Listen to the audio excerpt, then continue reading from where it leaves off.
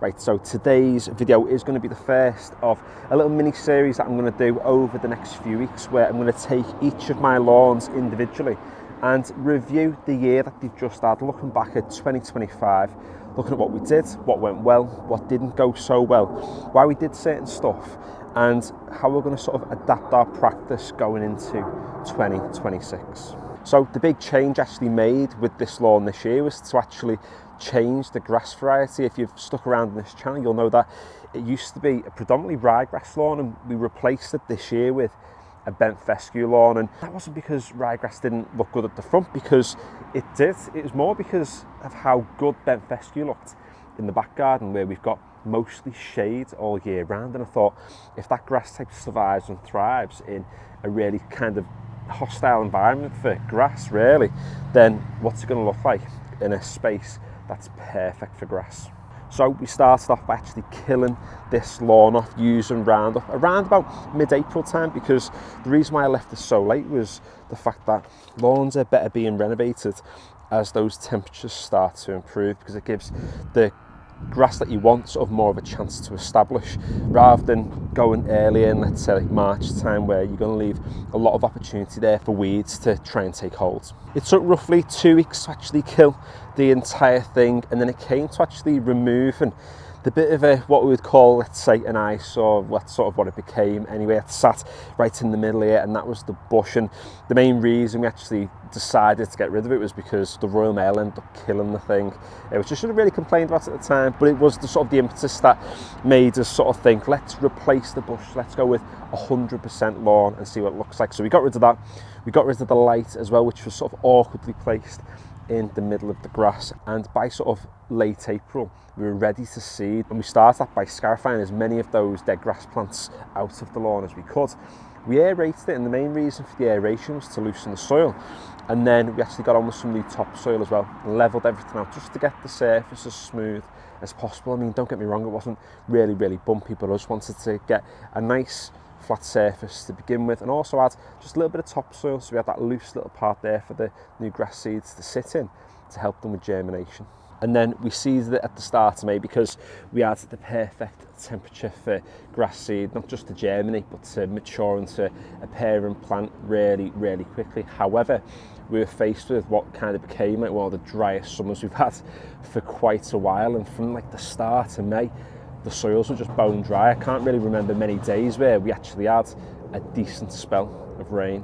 So I ended up actually getting on this with some landscaping fabric, and the main reason behind that was to almost create a bit of a greenhouse effect. So when I was getting out and actually spraying the grass seeds with a little bit of water, it was evaporating that moisture really quickly, whereas when we got on with the fabric, it kind of contained that moisture, kept it even warmer below the fabric, which meant the grass seed actually germinated a lot faster. And it was around that time where I did have a few people comment on my video to say that I was actually watering the grass wrong, and that I needed to put the sprinkler on and leave it for like 15-20 minutes. Well, I watered this for the best part of anywhere from like a minute to a minute and a half, 3 to 4 times a day, and got really good results. And by kind of like the 3-week mark, most of the grass seeds had actually germinated, and I got on with the first feed, I think, just under 3 weeks after seeding.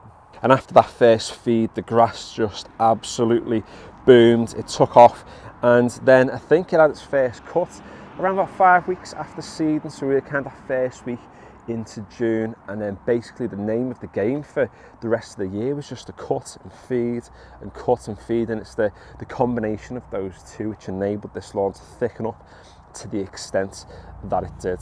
And I've got to say, by mid-June it was looking absolutely incredible. However, it wasn't without its flaws. We did have one issue on this lawn, and that was with Poa annua. Now, I do have to say that I was actually kind of managing and maintaining another lawn this year. The only water it was getting was from nature, and that lawn didn't have any Poa in it whatsoever. Poa annua just kind of avoided it, and I think part of the reason behind that was because of the conditions that lawn was in.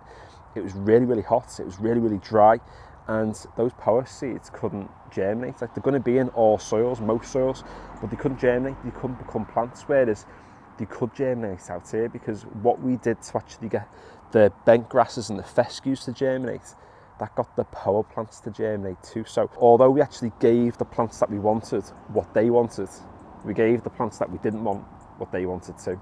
There are quite a few, I say quite a few, there's a few power plants knocking about. So there's one down here still.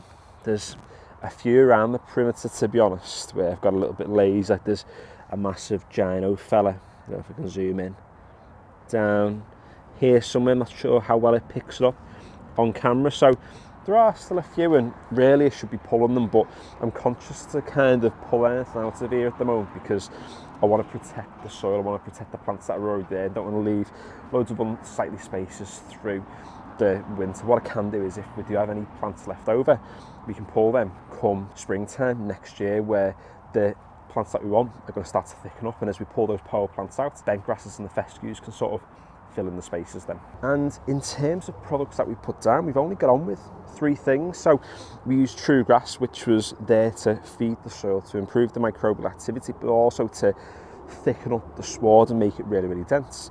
We also got on with Integral Max, which was the liquid feed that we were using, which again was going to thicken the plant up, but also to add that depth of colour as well. The iron content within it enabled the grass to go a nice dark shade of green, and when we were cutting the lawn with the mow, with the rear roller on and getting the nice stripes, it looked absolutely incredible. And the third product we used was something that we put on more recently, within the last kind of 6 to 8 weeks, and that was a little bit of liquid iron. And the reason why we got on with the iron was because we did have a few spots of disease knocking about on the lawn, and what the iron did was actually dehydrate the plants and stop that disease from spreading. And the idea was not that the iron would kind of kill the disease, but it would stop it from spreading, and then the grasses would be able to repair themselves. And as you can sort of see, we don't really have any disease on this lawn at all at the moment, and this is exactly what we want. If anything, you know, we've got a lovely colour, a lovely sort of consistency all the way along, no matter where you look on the lawn, it's looking absolutely boss. I mean, you can see some footprints there from a delivery driver. I mean, what's that about? To need like a little picket fence down out, a sign saying like keep off the grass. So the main question might be then, was it worth it? Was it worth the renovation? Well, I'd say absolutely.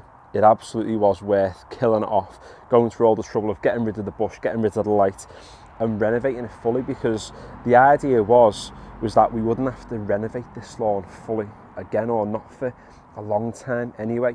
With ryegrass, one seed is one plant, so when it dies, you've got to replace it by putting more seed down. And yeah, that's not a problem. If you want to get out and renovate all the time, that's fine. However, a grass like this, even if it starts to thin, even if we get some dieback, it's going to be able to reproduce and keep itself thick. And with a bent fescue lawn, you're always going to have more parent plants. And again, if I get you in right over the top, I always say the test of a quality sward is to get in right above it. Look how dense the canopy is. It's November, you know, it's November, and look how green it's looking, look how lush it's looking. As much as I've cut it and fed it this year, it's the grass plant that's done all the work. So in terms of what the next steps are then moving forward, particularly as we get into 2026, it's going to be about maintaining this lawn as it is, maintaining the standard that it's kind of set for itself this year. We're not going to be doing a mad renovation come to the springtime. You know, we might have to scarify potentially, because there are quite a few fescue plants in here, and that can produce quite a bit of thatch. And the fact that this lawn is able to thrive because it's in the sun for most of the day means that it might have much more of a thatch production over the next few months, quite possibly, who knows. So we might have to do that, but I don't think we're going to have to do anything mad. And really, I've got a feeling that we're going to get to spring and we're going to just feed it and cut it and feed it and cut it. I do think, yeah, we might have a bit of an issue with power again, but maybe I can adapt sort of how often I water it, or the time of the day in which I do water it, and keep on top as well of picking them by hand. With it being such a small lawn, I'm able to get round and do like a weekly power pick, and that should only maybe take 10 to 15 minutes to pull out what might already be there, to keep the lawn looking as boss as it does today. If I was to kind of give this lawn a rating out of 10, I'd probably go with like a 9 out of 10 this year, because despite it having that little bit of power, it's been incredible. You might have noticed though, this is the only real problem we've had with it over the past few months, as well as where delivery drivers have driven over the edge, because for some reason this ginormous width of road here clearly isn't enough for them to be able to actually drive along. So people did warn us of this, but again, because the grass is so sort of resilient, even if we get bits that die off, it's going to recover on its own anyway. So if you want to get a lawn like this, or if you're fed up with your lawn sort of failing year in, year out, and you're buying products, you're doing loads to it, and for whatever reason you're not getting the results that you want, then consider subscribing to this channel if you haven't already. We kind of strive in here to make lawn care as simple as possible, and I've got quite a few plans already kind of in the works at the moment, ready for next year, kind of to show you a few more things of what you can do with lawn care, how you can make it even more simple, even easier, and looking at how we can maintain this for a very little cost. Like I said towards the start of this video too, this is going to be the first video of a mini series where I'm talking through each of the lawns like I've done today, talking about what I've done to them throughout the year, what sort of impact that's had on them, where it's gone well, where it hasn't gone well. So I've got the other two lawns in the back today, the one at the bottom, the small one up at the top, and trust me when I say the videos are just going to get a little bit more interesting as we go, because those lawns in the back garden, they are problem lawns. They're sitting in the shade for a lot of the day. So yeah, I'll have a lot to say about those, I can imagine, by the time I get there. But anyway, thanks for watching today's video. Give it a like if you've enjoyed it, or at least found it useful in any sort of way. There will be some videos somewhere on screen now, so feel free to click on those. If you're thinking about 2026 already, then there's going to be stuff on my channel where you can look at what to do and when it comes to spring next year, and there's other garden renovation stuff as well. So yeah, finally, thanks for watching.